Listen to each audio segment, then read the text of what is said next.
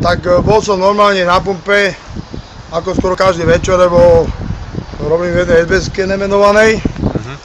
Pil som kapučinko, dojde taxikár na pumpu a kričí: prosím vás, pán policajt, úpešné prepadnutie Tatrabanky. Ja som neváhal, hneď som vyštartoval z pumpy, rovno tomu páchateľovi. Páchateľ to nabúral do Tatrabanky, rozbil celý vchod. Celú tam zdemoloval, jak ma zbadal, dal spiatočku a chcel ísť preč.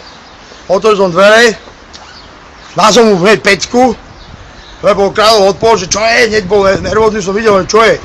A on išiel do mňa, hneď som mu pustil jednu, chytil som ho za vlasy, alebo za golier na zem, ruky za hlavu, vyskočil som na neho a čakal som do príchodu policie. A môj pes ho trošku kúsal, ale tak obtuskával.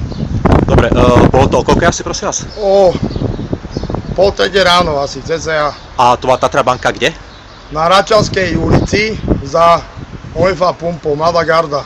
Aha, takže ja som pochopil, ten páchateľ vlastne on zo svojho auta vošiel do banky? Normálne spálil, podotýkam, akože bol podgúražený alebo spoločensky unavený, ako sa hovorí. Ale ja si myslím, že to robil pri plnom vedomí, lebo napálil, všetko tam rozbil, dal spiatočku a chcel ísť preč. Keby som ho vlastne ja nechytil, tak uteče.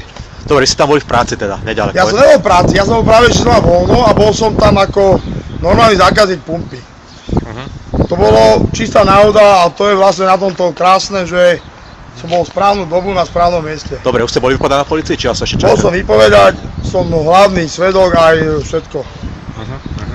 Dobre, a... Boli tam kriminálky, bolo tam asi okolo 100 policajtov tam bolo. A banka vás už nejak oslovila, či s bankou ste komunikovali vôbec? Komunikujem s riaditeľom, budem odmenený a že vraj Robo Kaliňák mi dá nejaké vyznamenanie, že za odvahu preukázanú, lebo vlastne ja som nevedel, či je ozbrojený alebo není.